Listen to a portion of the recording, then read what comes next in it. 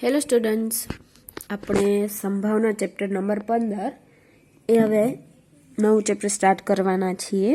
બરાબર, આપણે 12, 14, 8 અને 9 4 ચેપ્ટર પૂરા થઈ ગયા છે અને પાંચમું ચેપ્ટર આપણે સ્ટાર્ટ કર્યું છે સંભાવના. બરાબર, હવે બાકી રહેશે એક વર્તુળવાળું ચેપ્ટર, પછી એક છે પૃષ્ઠફળ અને ઘનફળ અને એક રચના. બરાબર, આ ચેપ્ટર પછી બાકીના આપણે 3 ચેપ્ટર રહેશે.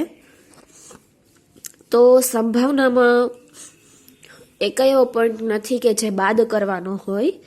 અહીંયા લખ્યું જ છે કે સમગ્ર પ્રકરણ લેવું. બરાબર, એટલે આખો ચેપ્ટર જ લેવાનું છે, કાંઈ બાદ કરવાનું નથી. બરાબર, તો પહેલાં તો સંભાવના વિશે થોડું સમજી લઈએ કે ભાઈ સંભાવના શું છે. બરાબર,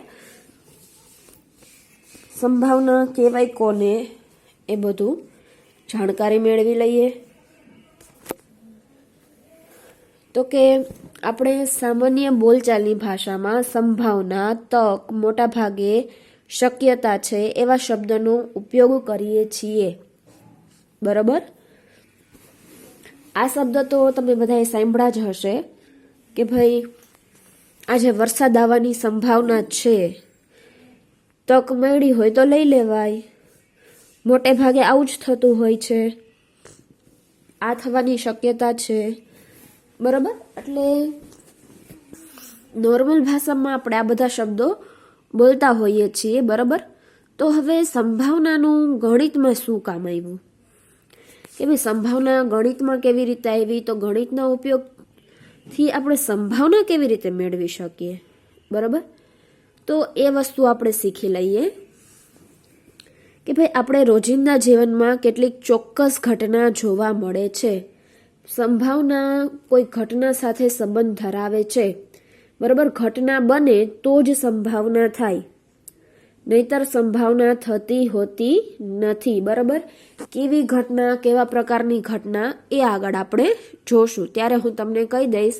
અને દાખલા બધા કરશો ત્યાં સુધીમાં તો તમને આઈડિયા આવી જશે કે ભાઈ કે કોઈ ચોક્કસ ઘટના બનતી હોય તો જ સંભાવના ઉદ્ભવ થઈ શકે, ત્યાં સુધી સંભાવના ઉદ્ભવી શકે નહીં. બરાબર, તો આપણે કેવી રીતે કહી શકીએ કે ભાઈ ચોક્કસ ઘટના બનતી હોય. બરાબર, તો ઘટના 2 પ્રકારની હોય છે. પહેલા એમને ઓરલ સમજાવી દો, પછી આપણે વાંચીએ. 2 પ્રકારની હોય, એક ચોક્કસ ઘટના અને એક અચોક્કસ ઘટના. બરાબર, ચોક્કસ ઘટના એટલે શું કે ભાઈ ચોક્કસ સંભાવના એટલે શું. બરાબર, તો કે સૂર્ય પૂર્વમાંથી ઉગે છે, તો એ ચોક્કસ ઘટના થઈ. ક્યાંય તમે કોઈ દિવસ સાંભળ્યું, પૃથ્વીની જ વાત કરું છું, કે ભાઈ સૂર્ય છે એ પશ્ચિમમાંથી ઉગશે, એવું સાંભળ્યું જ કોઈ દી? બરાબર, નથી સાંભળ્યું. બરાબર, પૃથ્વી ગ્રહ ઉપર સૂર્ય હંમેશા પૂર્વમાંથી જ ઉગે છે. બરાબર, પછી આમાં બીજું ઉદાહરણ આપ્યું છે કે ભાઈ ઉર્ધ્વ દિશામાં ફેંકેલ વસ્તુ પૃથ્વી ઉપર નીચે પડે. બરાબર, આપણે જે વસ્તુ ઉપર ઘા કર્યો હોય એ હંમેશા પૃથ્વી ઉપર નીચે પડે, આપણે અંતરિક્ષની વાત નથી કરતા. બરાબર, ચોખવટ કરી દઈ વળી પછી એમ કે નાના મેડમ આપણે તો ચંદ્ર ઉપર એક દડો ઘા કર્યો હોય જઈને તો એ ક્યાં પાછો ફરે છે, પણ એ ચંદ્રની વાત છે, આપણે કોની વાત કરી છે? પૃથ્વીની. બરાબર,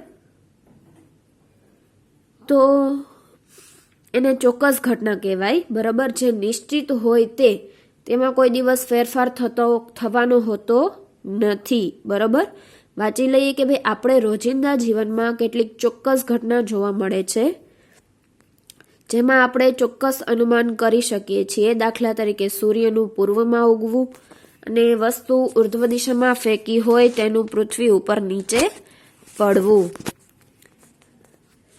પરંતુ કેટલીક એવી ઘટના છે કે જેનો પ્રયત્ન હાથ ધરવામાં આવે ત્યારે જ તેના શક્ય એટલા બધા પરિણામો વિશે જાણીએ છીએ. બરાબર, અથવા તો પરિણામો વિશે જાણી શકાય એ કંઈ તો પણ હાલે, પરંતુ આપણે તેના આવનારા સાચા પરિણામ વિશે ચોક્કસ અનુમાન કે આગાહી કરી શકતા નથી. બરાબર, વસ્તુ યાદ રાખજો કે આપણે એના સાચા પરિણામ વિશે ચોક્કસ અનુમાન કે આગાહી કરી શકતા નથી. ઘટના થવાની છે એ આપણને ખબર છે, બરાબર, એની કેટલીક શક્યતાઓ, એના પ્રયત્ન આપણે હાથે ધર્યા હોય, પણ એના આવનારા પરિણામ વિશે આપણે ચોક્કસ અનુમાન કે આગાહી કરી શકીએ નહીં, બરાબર. વાદળ થયા હોય, આપણે પ્રયત્ન કરી શકીએ કે ભાઈ વરસાદ આવશે, એવી આપણે આગાહી કરી, પણ જરૂરી છે જ કે વરસાદ આવશે જ, બરાબર. તમે પાસા રમો છો, પાસાથી રમો છો, તો પાસા ઉપર ટોટલ 6 અંક હોય, 1 2 3 4 5 6, તો એ ફક્ત પહેલા તમે અનુમાન કરી શકશો કે ભાઈ 4 જ આવશે? આવી શકે, નો પણ આવી શકે, બરાબર. એટલે આપણે એના આવનારા સાચા પરિણામ વિશે કોઈ ચોક્કસ અનુમાન કે આગાહી કરી શકતા નથી, બરાબર. એટલે આ ચોક્કસ પરિસ્થિતિમાં ચોક્કસતાનું વિશ્લેષણ મેળવવાનો ગાણિતિક અભ્યાસ એટલે સંભાવના, બરાબર. આપણે આગાહી ન કરી શકીએ એવી માહિતી હોય, એનું આપણે ગાણિતિક રીતે વિશ્લેષણ કરી, એટલે કે દાખલા કરીને અભ્યાસ કર્યો હોય, એ આપણી ચેપ્ટરનું નામ સંભાવના, બરાબર. સારું, ચાલો તો સંભાવનાની ડેફિનેશન જે હતી એ ખ્યાલ આવી ગઈ તમને? કોણે સંભાવના શોધી, ક્યાંથી શોધી, કેવી રીતે શોધી એ જોઈ લઈએ. તો કે 17મી સદીમાં ફ્રેન્ચ ગણિતશાસ્ત્રી પાસ્કલ અને ફર્માએ સંભાવના વિશેનો વિચાર આવ્યો હતો, બરાબર. MCQમાં પૂછાઈ શકે છે કઈ સદીમાં સંભાવનાની શોધ થઈ હતી, તો કે 17મી સદીમાં. કોણે કરી હતી, તો કે ફ્રેન્ચ ગણિતશાસ્ત્રી પાસ્કલ અને ફર્મા, બરાબર. શરૂઆતમાં જુગારની રમતમાં શક્યતાઓ વિચારવા માટે સંભાવનાનો ઉપયોગ થવા લાગ્યો. પાછળથી તેનો પૂર્ણ રીતે ગાણિતિક સ્વરૂપમાં વિકાસ થયો ને હાલમાં સંભાવનાનો ઉપયોગ ભૌતિક વિજ્ઞાન, જીવ વિજ્ઞાન અને તબીબી વિજ્ઞાન અને હવામાન આગાહીમાં કરવામાં આવે છે, બરાબર. સ્ટાર્ટિંગમાં બધા શેમાં ઉપયોગ કરતા, તો કે જુગારની રમતમાં. તો તમને ખ્યાલ આવશે કે ભાઈ જુગારની રમતમાં સંભાવના એટલે ગણિતનો શું ઉપયોગ, બરાબર. એ દાખલા આવશે ત્યારે હું તમને એ જણાવીશ કે ભાઈ જો આ રીતે ઉપયોગ થતો કે ભાઈ પોતા પાસે આટલા પત્તા હોય તો આ સામેવાળા પાસે આટલા પત્તા હોવાની સંભાવના છે, બરાબર. ધારો કે તમારી પાસે ટોટલ 5 પત્તા હોય, 5 પત્તામાંથી ધારો કે એક હોય, એકો 2 બાદશાહ હોય, બાકીના 2 પત્તા હોય, તો સામેવાળા 2 જણામાં એ પત્તા હોવાની સંભાવના કેટલી હોય એ આપણે જોવી હોય. તો કેવી રીતે ખબર પડે, તો કે એક એકાનો 2 બાદશાહ તો તમારામાં જ છે, બાકીમાં શું હોઈ શકે, તો કે 3 એકા અને 2 બાદશાહ. એ રીતે એ આપણે દાખલા કરશું ત્યારે જોશું, આપણે અત્યારે એનો ઉપયોગ કરવો નથી, બરાબર. બધું ભૂલી જાઓ, ખાલી આટલું યાદ રાખો. 17મી સદીમાં કોણે વિચાર આવ્યો હતો, તો કે ફ્રેન્ચ ગણિત શાસ્ત્રી પાસ્કલ અને ફર્મા. ઓકે, તો હવે આપણે સંભાવના માટે પહેલા પ્રયત્નો કરવાના હોય છે. પ્રયત્ન એટલે શું, તો કે પ્રયત્ન એ એક ક્રિયા છે જેમાં એક કે તેથી વધુ પરિણામ મળી શકે, બરાબર. આપણે પ્રયત્ન એટલે કે પાસો છે આપણી પાસે, પાસો ફેંકીએ, ફેંકવાની શું કરી, આપણે એક ક્રિયા કરી, બરાબર. અને એના પરિણામ 1 થી વધારે જ મળે. પરિણામ 1 થી વધારે એટલે તો કે કા પાસા ઉપર 1 આવી શકે, કા 2 આવી શકે, કા 3 આવી શકે, કા 4 આવી શકે, કા 5 આવી શકે અને કા 6 આવી શકે. તો પરિણામ કેટલા મળવાની શક્યતા હતી, 1 થી 6, બરાબર. એટલે પરિણામ હંમેશા 1 થી કેવું હોય, વધારે. ઘટના શું છે, તો કે પ્રયોગ માટે ઘટનાએ પ્રયોગના કેટલાક પરિણામો એકત્રિત કરે છે, જે ઘટનાને સામાન્ય રીતે A, B અને C વડે દર્શાવાય છે, બરાબર. આ ઘટના આગળ આવશે ત્યારે તમને ખ્યાલ આવી જશે. હમણાં એક દાખલો કરીશ એમાં જ, બરાબર. સંભાવના એની વ્યાખ્યા છે કોઈ ઘટનાની સંભાવના એટલે કે તે ઘટના માટેના પ્રયત્નોની સંખ્યા અને પ્રયોગના પ્રયત્નોની કુલ સંખ્યાનો ગુણોત્તર. બરાબર? શું કીધું છે કે કોઈ ઘટનાની સંભાવના એટલે તે ઘટના માટેના પ્રયત્નોની સંખ્યા, તે ઘટના માટે આપણે કેટલા પ્રયત્નો કર્યા હતા એની સંખ્યા અને પ્રયોગના પ્રયત્નોની કુલ સંખ્યા. બરાબર? એનો ગુણોત્તર. ઘટના એ બને તેની સંભાવનાને P ઓફ A વડે દર્શાવાય છે. આને વચાય P ઓફ A. બરાબર? અને એનું સૂત્ર છે ઘટના એ ઉદ્ભવે તે માટેના પ્રયત્નોની સંખ્યા છેદમાં પ્રયત્નોની કુલ સંખ્યા, અથવા તો કુલ પ્રયત્નોની સંખ્યા લખો તો પણ ચાલશે. તમને એમ થતું હોય કે ભાઈ મેડમ આ તો થોડુંક અઘરું લાગે છે ને આમ તેમને. સૌથી સહેલામાં સહેલું જો ચેપ્ટર હોય ધોરણ 9માં અને ધોરણ 10માં પણ, તો એ છે સંભાવના અને આંકડાશાસ્ત્ર. એમાં આંકડાશાસ્ત્ર આપણે કરી લીધું, હવે છે સંભાવનાનો વારો. બરાબર? એક દાખલો તમે જોવો, તમને બાકીના બધા દાખલા આપોઆપ સમજાઈ જશે. કારણ કે મોટા ભાગે આ બધું છે ને એ રકમમાં આપેલું હોય ને બેઠે બેઠું જ લખવાનું થશે. બરાબર? હમણાં આપણે જો આજે એક દાખલો થઈ જ જશે, કારણ કે હજી તો વાર છે ને ગુણધર્મ તો પહોંચી ગયા. ગુણધર્મ પછી જ આપણે એક દાખલો છે એટલે. બરાબર? તો કે કોઈ પણ ઘટનાની સંભાવના 0 કે 1 કે તે બંનેમાંથી કોઈ પણ વાસ્તવિક સંખ્યા હોય. એક વસ્તુ યાદ રાખજો, સંભાવનાનો જવાબ કોઈ દિવસ 0 થી ઓછો એટલે કે માઇનસમાં નહીં આવે અને કોઈ દિવસ 1 થી વધારે નહીં આવે. બરાબર? હા, એ વસ્તુ ફેક્ટ જ છે કે સંભાવનાનો જવાબ હંમેશા 0 અને 1ની વચ્ચે જ આવશે. બરાબર? કા 0 આવે કા 1 આવે ને કાંઈ બે વચ્ચેનું આવે. બરાબર? એક વસ્તુ અહીંયા લખી લેજો, અહીંયા 0 greater than or equal P of A greater than or equal 1. બરાબર? એનો મતલબ શું થાય આનો?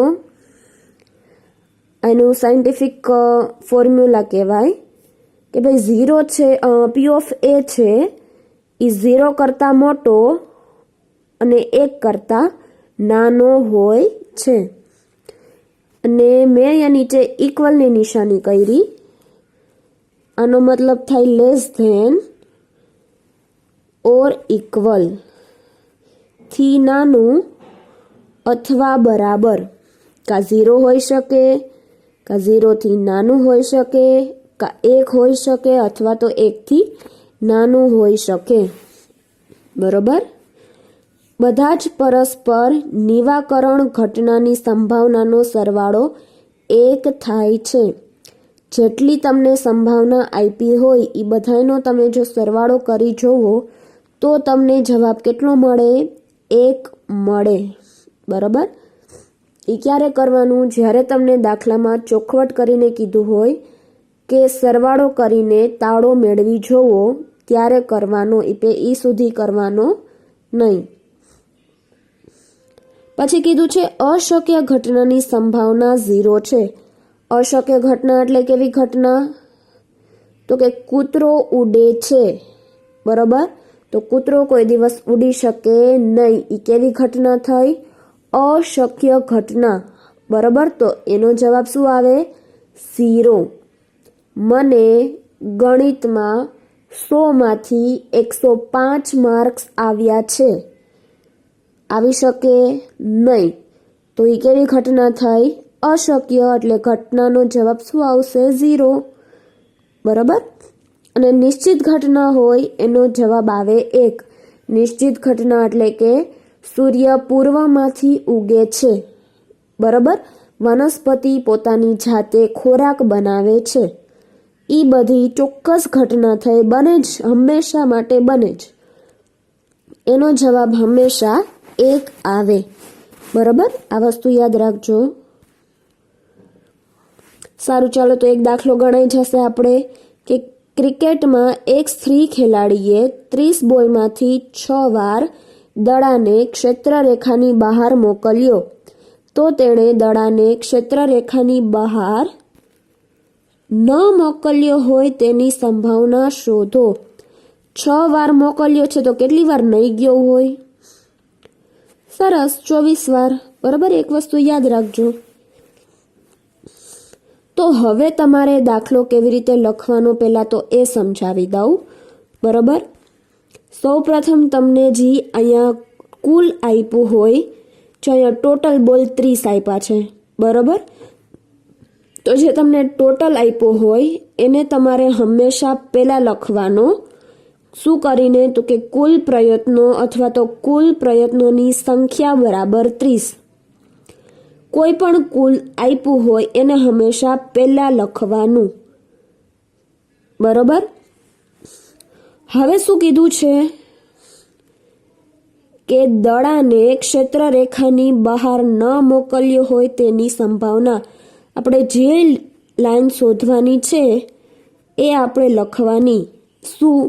તો કે દડો ક્ષેત્રરેખાની બહાર ન ગયો હોય તે ઘટનાને, ઘટના થઈ ને, બરાબર, આગળ આવ્યું હતું આપણે કે તેને ઘટના કહેવાય, ચોક્કસ ઘટતી રહેતી હોય.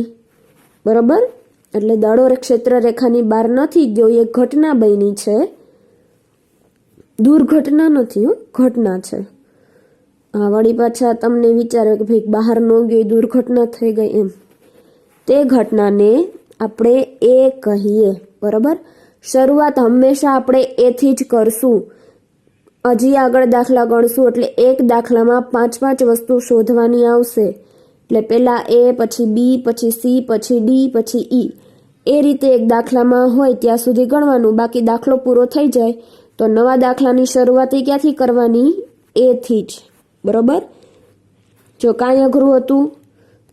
જી રકમ આપી હતી, બેઠે બેઠી લખી, દડાને ક્ષેત્રરેખાની બહાર ન મોકલ્યો હોય તે ઘટનાને આપણે એ કહીએ. બરાબર, આટલો ખ્યાલ આવી ગયો. તો હવે એના પછીની લાઈન લખવાની થશે તમારે કે તો એ ઘટના બની હોય તેની સંખ્યા. બરાબર, આ લાઈન અને પેલી લાઈન બધાયમાં ફિક્સ આવશે.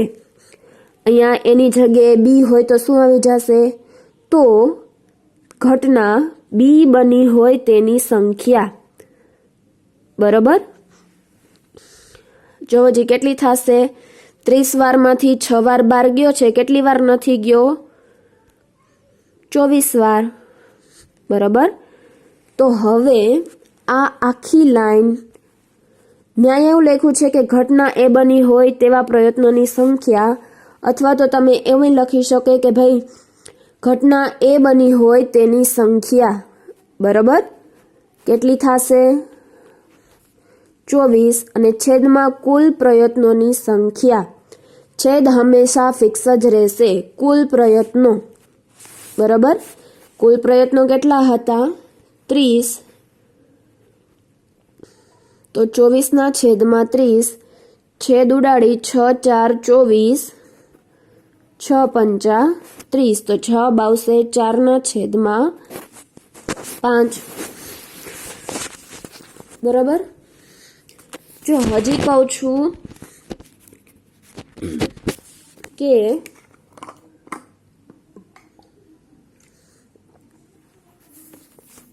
ઉપરની જે 3 લાઈન છે એ 3 લાઈન બધાય દાખલામાં ફિક્સ જ આવશે અને સૂત્રય ફિક્સ જ આવશે. બદલશે તો ખાલી કેટલું? તો કે અહીંયા સંખ્યા બદલશે, અહીંયા સંખ્યા બદલશે અને આ સંખ્યા બદલશે. બરાબર, બાકી બધી વસ્તુ ફિક્સ આવશે. તમને દાખલામાં જે પૂછ્યું હશે એ જ તમારે આખી લાઈન લખવાની થશે. બરાબર, હજી 2 દાખલા આગળ જોવો, તમને ચોક્કસ આઈડિયા આવી જશે. બરાબર, ફરી એકવાર કહી દઉં. પહેલાં લખવાનું છે કુલ પ્રયત્નોની સંખ્યા બરાબર 30. પછી શું આવશે કે દડાને ક્ષેત્રરેખાની બહાર ન મોકલ્યો હોય તે ઘટનાને એ કહીએ. તો એ ઘટના બની હોય તેની સંખ્યા 24. તો પછી આ જ સૂત્ર લખી નાખવાનું. ઘટના એ બની હોય તેની સંખ્યા છેદમાં કુલ પ્રયત્નોની સંખ્યા. બરોબર. 24/30 છેદ ઉડાડવાના 4/5. તમને એમ થશે કે ભાઈ મેડમ તમે તો આગળ બહુ કહેતા હતા કે સંભાવનાનો જવાબ છે એ 1 કરતા ન વધ્યા, તો 4/5 આવ્યો. બરાબર. પણ તમે ભાગાકાર કરો તો 5 બારે છે એટલે છેદમાં છે એટલે બારે 4 અંદર ભાગ નો આલે 0.0. 4 25, 4 6 24, 4 7 28, સોરી 5 5 25, 5 6 30, 5 7 35, 5 8 40. જવાબ કેટલો આવ્યો? 0.8. બરોબર. એટલે કે સંભાવનાનો જવાબ કોઈ દિવસ 1 કરતા વધશે નહીં. અને એક વસ્તુ હંમેશા યાદ રાખજો, સંભાવનાનો અંશ નાનો અને છેદ હંમેશા મોટો હશે. બરોબર. ખ્યાલ આવી ગયો? બરોબર. આ રીતે હવે તમારે જો ટ્રાય કરવો હોય રફ નોટમાં તો ટ્રાય કરજો કે આમાં શું લખ્યું છે આપણે, દડો ક્ષેત્ર રેખાની બહાર ન ગયો હોય. તમે હવે એ કરજો કે દડો ક્ષેત્ર રેખાની બહાર ગયો હોય તે ઘટનાને આપણે એ કહીએ. બરોબર. બહાર ગયો હોય એની સંભાવના કેટલી છે? એની સંખ્યા તો ખાલી 6 જ છે. તો અહીંયા શું આવશે? 6/30. ભાગાકાર કરી જોજો. બરોબર. સારું, ચાલો તો નેક્સ્ટ લેક્ચરમાં મળીએ. અને હા, હોમવર્કમાં તમે આ બધું છે દાખલા પહેલા સુધી ફેરબુકમાં લખી રાખજો. બરોબર.